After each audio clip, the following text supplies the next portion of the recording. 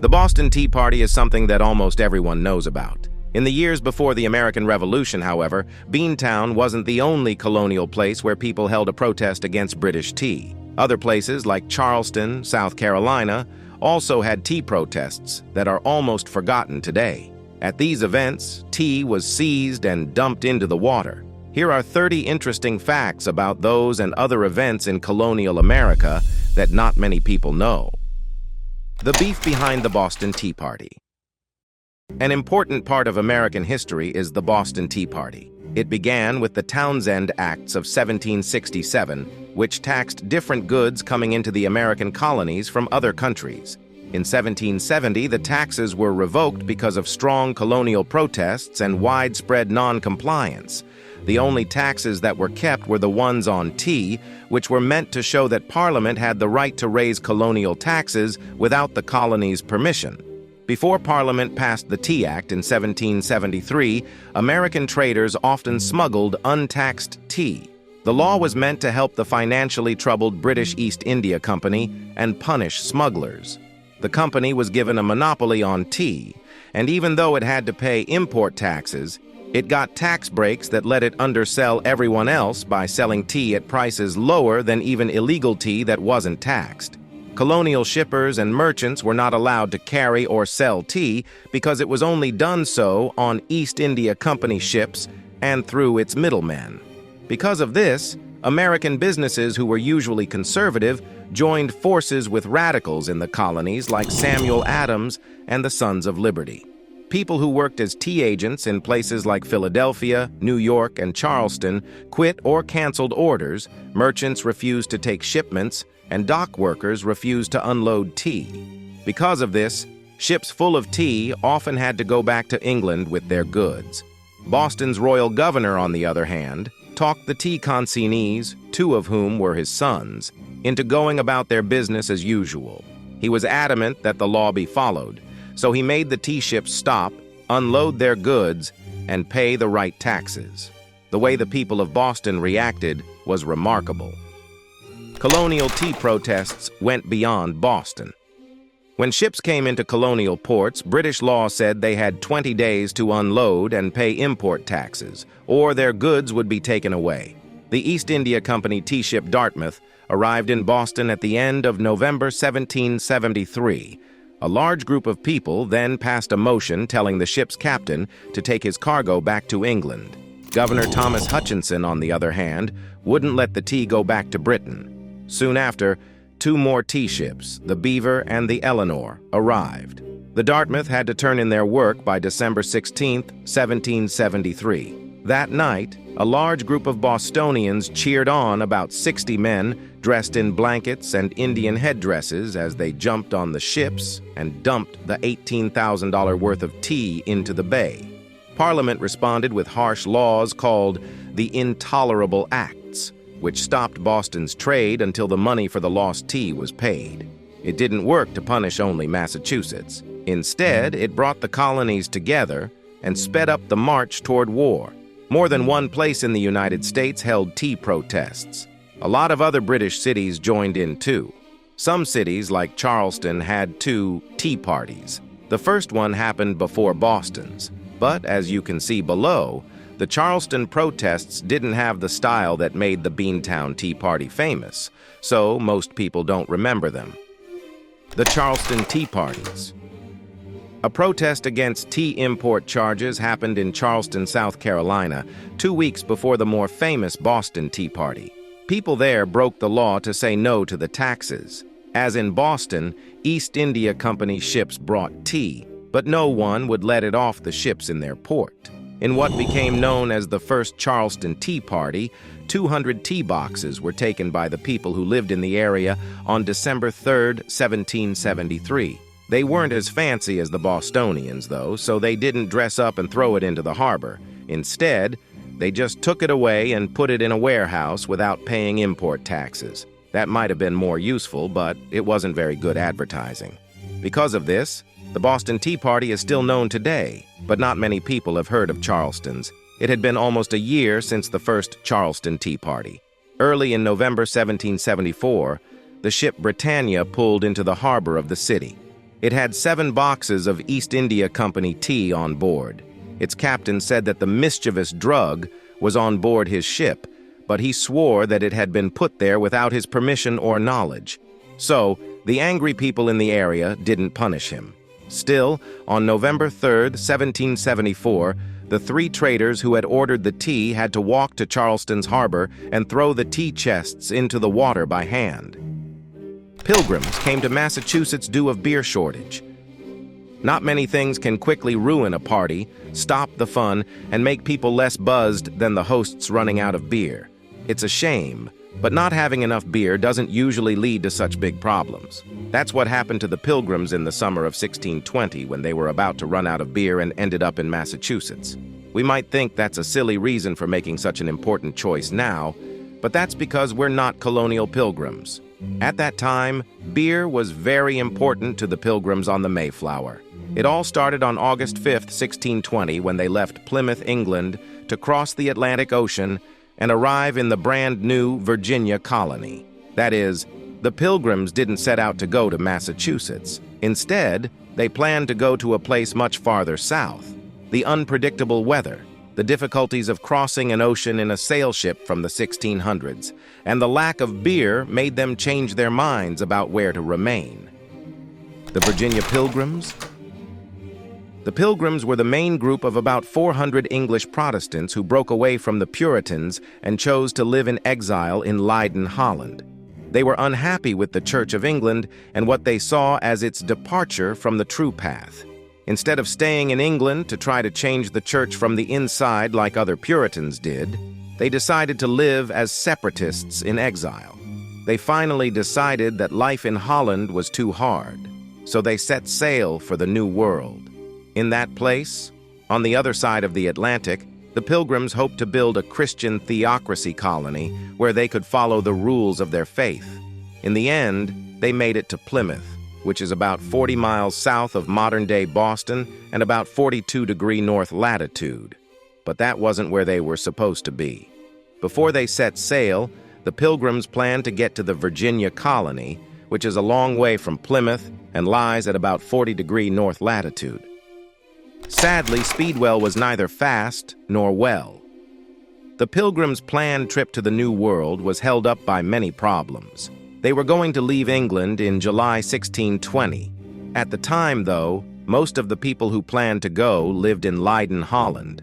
It was planned that the sister ship Speedwell would sail from England to the Netherlands, pick up the people, and then return to Southampton to join the Mayflower. The 2 ships would then sail to Virginia together in a convoy. On August 5th, 1620, the Speedswell and the Mayflower set sail from England for the New World. However, the Mayflower's sister ship lived up to its name, as she was neither fast nor well. As the Speedwell started to leak, the Pilgrims stopped in Dartmouth to have it fixed. They left again on August 21st, but the Speedwell started to leak again after a few days at sea. The people in charge of the trip decided that the Speedwell was not strong enough to cross the Atlantic. So they chose to leave her in England and take the Mayflower to the New World. The Mayflower finally left on September 6th, more than a month after it was supposed to. Supplies had been moved from the Speedwell. It would turn out to be a hard trip. Bad weather-driven Pilgrims from colonial destination. We can now take passenger trains from England to the United States and get there in just a few hours. In the 1600s, however, crossing the Atlantic was a dangerous task that could take weeks or even months. After getting off the leaky Speedwell and starting their trip together on the Mayflower, things went well at first for the Pilgrims. In the second part of the trip, however, the ship had to deal with bad weather and even worse storms. They left England 66 days ago and thought the trip would take a month. On November 9th, 1620, they finally saw land at Cape Cod, which is now Massachusetts. That was about 250 miles farther north than where they were supposed to be in Old Virginia. If everything else had been the same, they would have just sailed along the coast until they got to where they wanted to settle. But not everything was fair, and the Pilgrims had a big problem. They were out of beer. That was a big problem back then. We might have had Manhattan Pilgrims if everything had gone right.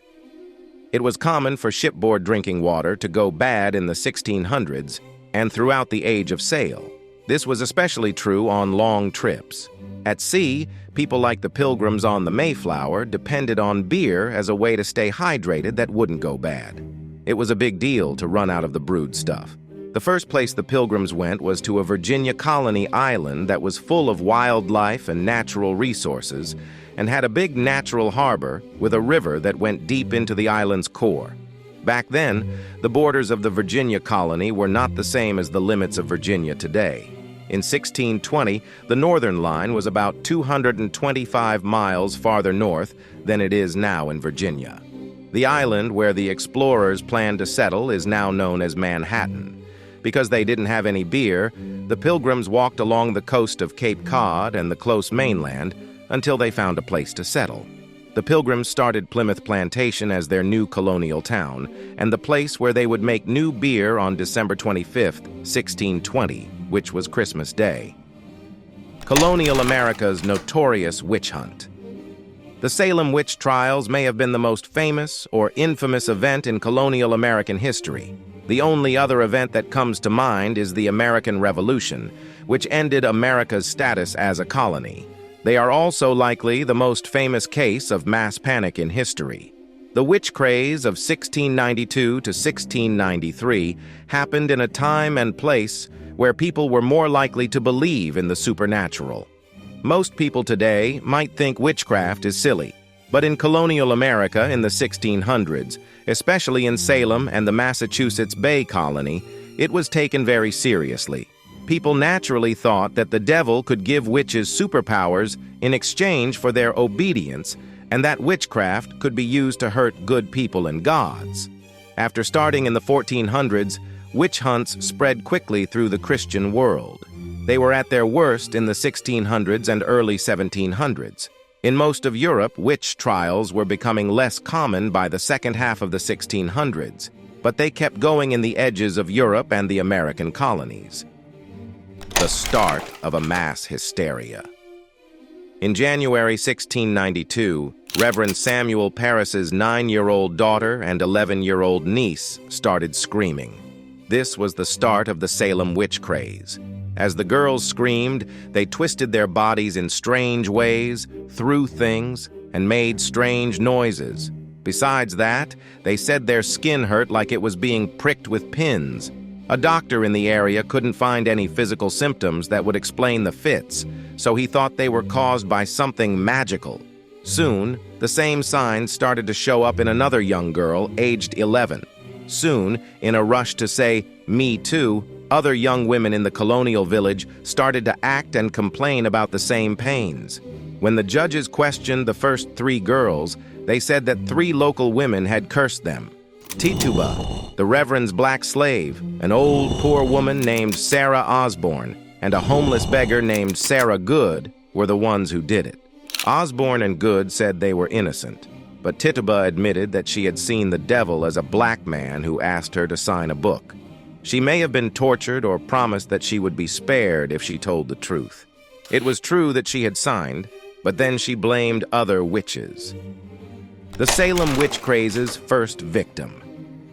The fact that Tituba admitted she was a witch and said other women were also witches caused a lot of panic in the Salem area and colonial Massachusetts. Over the next few months, a lot of claims came in.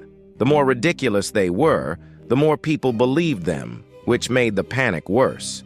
People in Salem didn't think twice when the good woman Martha Corey, who went to church every week, was accused of witchcraft. Instead, it made them even more afraid. If good citizen Martha Corey could be a witch, then anyone could be one. The colony's ruler ordered on May 27, 1692, that a special court be set up to try the suspects. Bridget Bishop was its first victim. She was an older woman who wasn't liked and was known for being promiscuous and spreading rumors. She said she wasn't guilty, but it didn't help. She was found guilty, given the death penalty, and hung on June 10th in the area that became known as Gallows Hill. More people were found guilty and killed in July, August, and September of that year. Colonial hysteria, a warning for the ages. People were accused of witchcraft in Salem without following the law, and spectral evidence was used against them. Basically, witnesses saying they had dreams or visions in which the accused witch's spirit or specter hurt them. It meant that an accuser's dream or vision that Jane Doe bit, hit, and punched me could be used as proof in court that Jane Doe had actually done those things. It didn't matter that the poor Doe wasn't near the accused that day. Her ghost was. Cotton Mather, a respected theologian and reverend, wrote to the court to warn them not to use spectral proof, but they didn't listen. Colonial Massachusetts's governor finally stopped the trials when his own wife was accused of being a witch. The cases were getting bigger and bigger. At that point, 200 people had been charged with witchcraft, and 20 of them had already been hung. In the end, the government accepted that the trials were wrong and paid the families of the people who were wrongly convicted during the witch hunt. After that, the Salem witch trials and the widespread fear they caused were linked to unfairness and paranoia. Even now, their story is used to show how dangerous religious extremism, false charges, and not following the rules can be. New Englanders defied the king before the Boston Tea Party. In the 1640s, a fight between King Charles I and Parliament that had been building for years finally broke out into full-on war to settle the question of who was more important, the king or the legislature. Puritans were a very important group for parliamentarians, and there were a lot of them in colonial New England at the time. In 1644, Colonel Thomas Rainsborough took a ship across the Atlantic with a group of New Englanders to fight King Charles. 150 years before the American Revolution, people in the United States were seen as very extreme by modern standards. In the midst of the fight between king and parliament, the colonial Americans pushed for the right of all men to vote 300 years before it was finally given in England. Rainsborough said, "I think that the poorest person in England has as much right to live as the richest person. And for that reason, sir, I think it's clear that every person who wants to live under a government should first agree to live under that government." The last English Civil War battle was in colonial America. Parliament had won the English Civil War by the 1650s. King Charles I had been caught, put on trial, found guilty, and killed. His heir had fled to Europe, and Oliver Cromwell, a Puritan, was in charge of England as Lord Protector.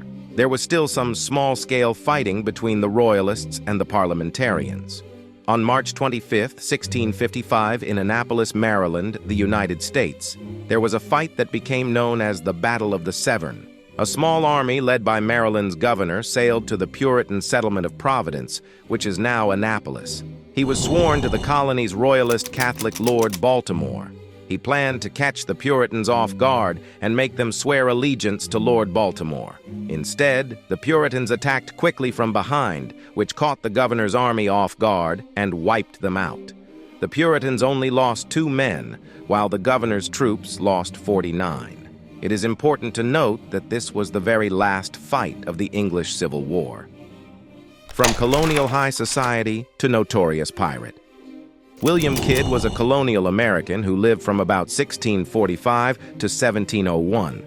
His past and life did not show that he would one day be hanged as one of the most notorious pirates of the time. He was one of the most important people in New York City and was friendly with at least 3 of the colony's rulers. History calls him Captain Kidd. He gave a lot of money to good causes and was active in his community. He was also a big part of building the city's Sacred Trinity Church.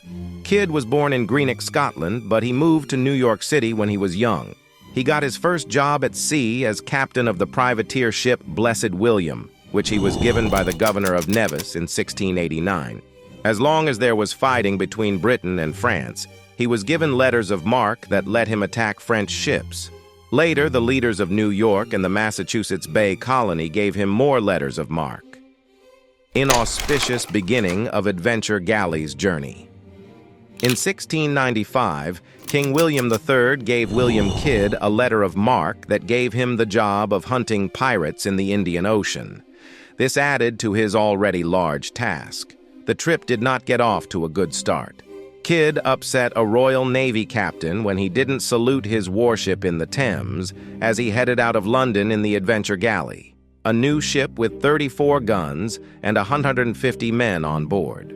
Because the captain thought the Colonial was being rude, he stopped the adventure galley and took half of its crew to force them to join the Royal Navy. Kidd was the only one who could cross the Atlantic. He finally got to New York, where he hired any unemployed sailors he could find to add to his crew. Kidd was let down when he learned that most of the new crew were experienced thieves and pirates.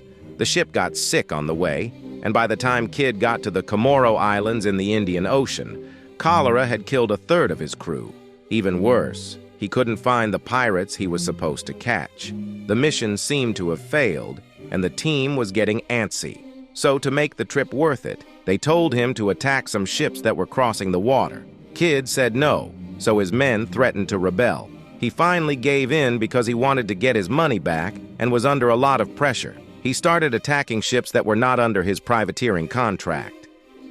After leaving Colonial America as a respected citizen, William Kidd became a notorious criminal. By 1698, William Kidd had given up his reluctance and any illusion that he was a legal privateer. He had become a full-on pirate. He sealed his fate that year when he attacked a British East India Company ship. Kidd was made a criminal of the sea by the powerful company, which used its power in London. He didn't know it, but by the time he got back to the American colonies, his public image had changed from that of a wealthy gentleman to that of a renowned pirate, known as Captain Kidd. Pirates were no longer looked down upon with the wink, wink, nudge, nudge that they were when he started his journey. There was now a sense of crackdown, and those in power were ready to punish someone. Kidd was caught as soon as he got to Boston by the colonial government. He was then sent across the Atlantic in chains to be tried in London. There, news of his past ties to powerful people in the government caused a scandal, and the powerful people he had expected to protect him quickly turned against him. He was tried and found guilty quickly. On May 23, 1701, he was hung, and his body was gibbeted and left to rot in a cage on the Thames so that everyone could see it. The maid who made Colonial America crazy by pretending to be a princess. Britain often got rid of convicts through a system called penal transportation, in which undesirables were sent to faraway colonies. This went on until well into the 1800s. Transportation was an alternative sentence for felonies that was usually given for crimes where the death punishment was thought to be too harsh. When the prisoners got to their location, they were sold into indentured servitude for a set amount of time. The prisoners were supposed to be free when their time was up, but because they didn't have enough money, they were often stuck where they were taken and couldn't go back to Britain. The British government didn't see the fact that the transported prisoners couldn't come back as a bad bug in the system, but as a benefit that should be used. In the 1700s, the American colonies and the West Indies were the most popular places for people who didn't belong to Britain to go. Sarah Wilson, who lived from about 1754 to 1865, got to colonial Baltimore in 1771 this way. Sarah had been good at pulling con tricks from a young age. She had lived on the streets of England as a girl and taken advantage of people's trust and kindness. A commoner who could impersonate an aristocrat. Sarah Wilson was good at pretending to be someone else. At birth, she was from the lowest social class, but she could act like she was from the top class.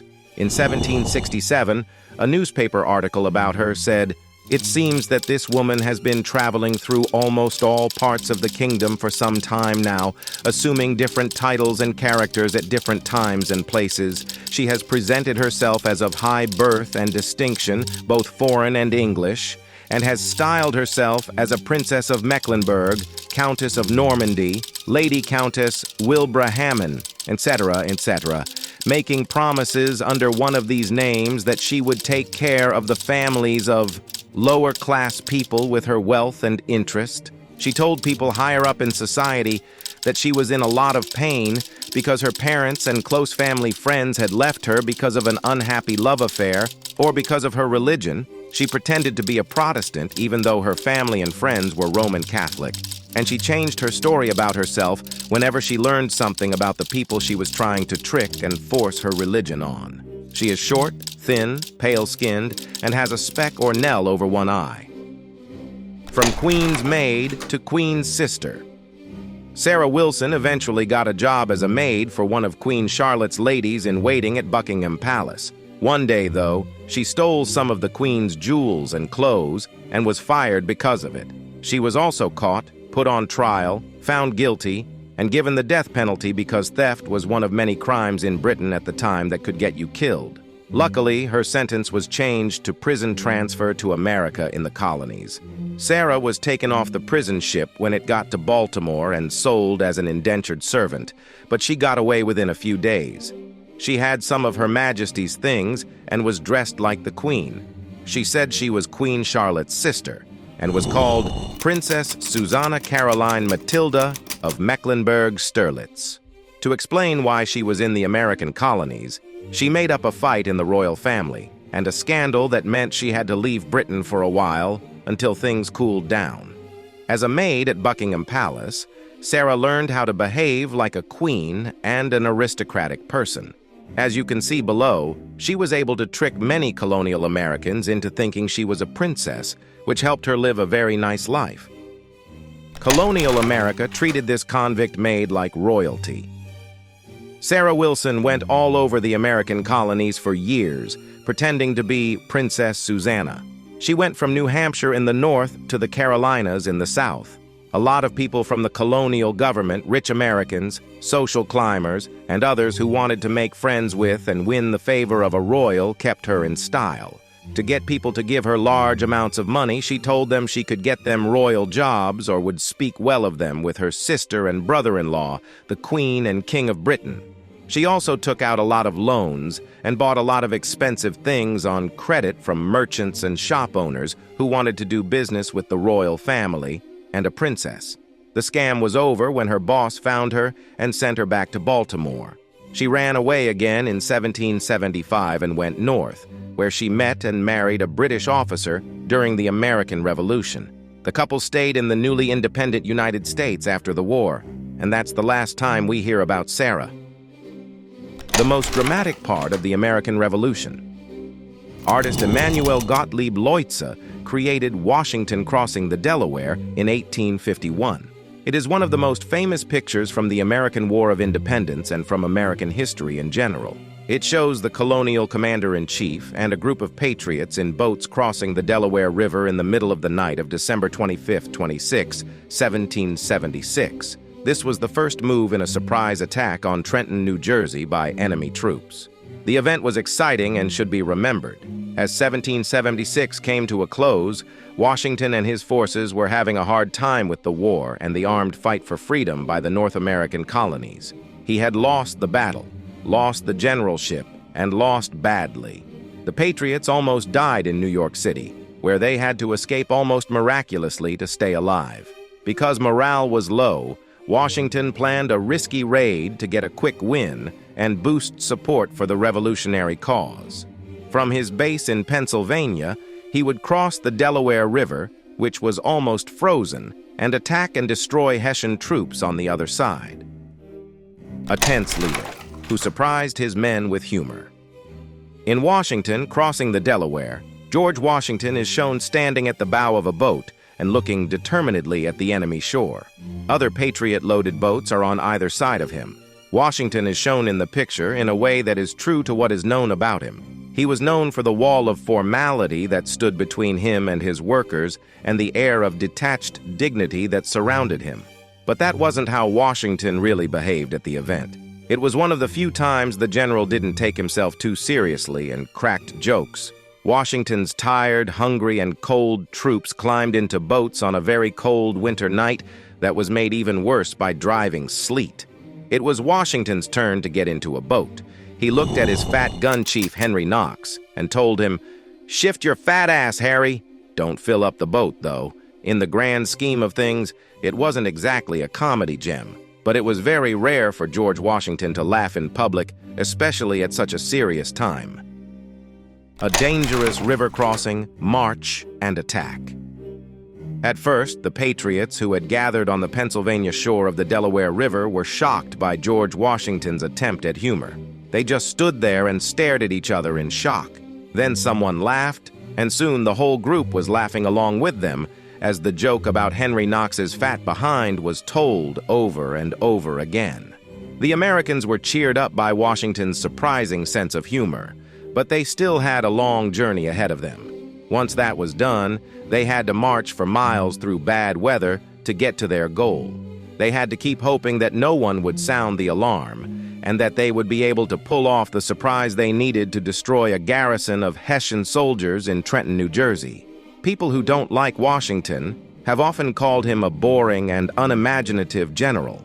Many of Washington's military leaders, like James Wolfe, Frederick the Great, Napoleon, or Arthur Wellesley, who would become Duke of Wellington, were also very handsome. Washington may not have stood out as much, but not many generals would have been brave enough to carry out a plan as complicated as Washington's attack on Trenton. Any one of several moving parts could have ruined the whole project, and with it, most likely the whole colonial effort to gain freedom. Finding enough men to cross the Delaware was like pulling teeth. There were problems with George Washington's plan to attack Trenton from the start. He had to first get enough men to attack. After losing in New York, he ran through New Jersey and across the Delaware River to get to Pennsylvania. During this time, he lost important stores and a lot of men who wandered off or left him. He also lost touch with 2 divisions of his army.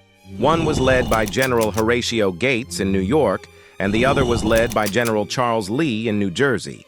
He told them to come with him, but heavy snow kept Gates from leaving right away, and Lee, who didn't like Washington, lingered and stayed put. Eventually, on December 20th, 2000, of Lee's men arrived without their commander, who had been taken by the British when he crossed American lines to get an assignment. Late that same day, Gates showed up with 600 guys. Soon after, 1,000 more colonial soldiers from Philadelphia joined.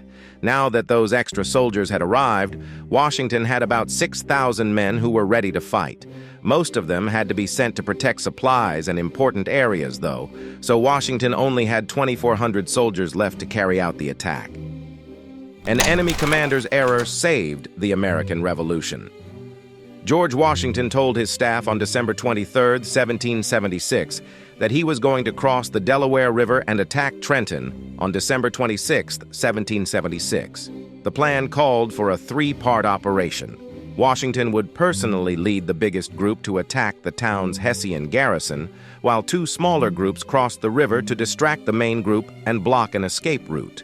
The crossing was made, even though the weather was bad and the river was frozen. Washington was one of the first people to reach the New Jersey side. Afterward, he and his men had to walk 9 miles to Trenton through sleet and heavy snow. Luckily for the colonists, the Patriots finished the march without letting the enemy know about it. The Americans caught the Hessians off guard early in the morning of December 26, 1776. In a quick win, Washington's men killed, hurt, and captured more than 1,000 enemy soldiers, while only losing 2 and getting 5 hurt. Johann Rall, who was in charge of the Hessian, was fatally wounded. A note from a loyalist farmer who had seen the Americans and sent a warning was found in Rall's pocket.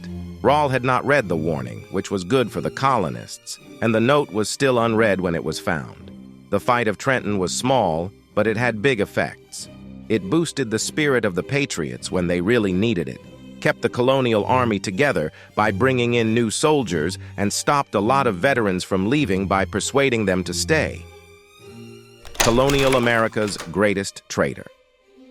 From 1741 to 1801, Benedict Arnold was a general in the American Revolutionary War. He is the most famous rebel in U.S. history. In fact, his name has become an insult that means treasonous or betraying. His early wartime life was very different from that. He was a great hero for the Patriots in their fight for freedom. Arnold was a well-liked patriot in the war against the British, and he may have been the best military leader for the colonies.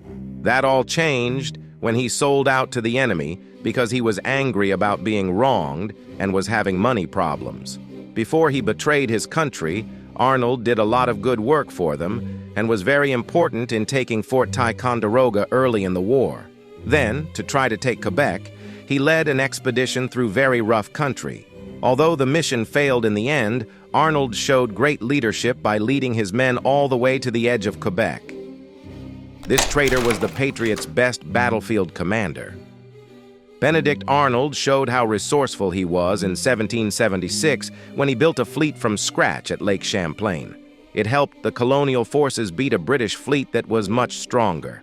People saw Arnold as a hero, but other police officers were jealous and angry at him because of his wins, reckless courage, and driving style. They lied about him and planned ways to hurt him. When Congress made 5 new major generals in 1777, Arnold felt slighted when some of his younger officers were given the jobs instead of him. Only George Washington's personal pleas kept Arnold from resigning. Soon after that, Arnold successfully fought off a British attack in Connecticut and was finally made a major general.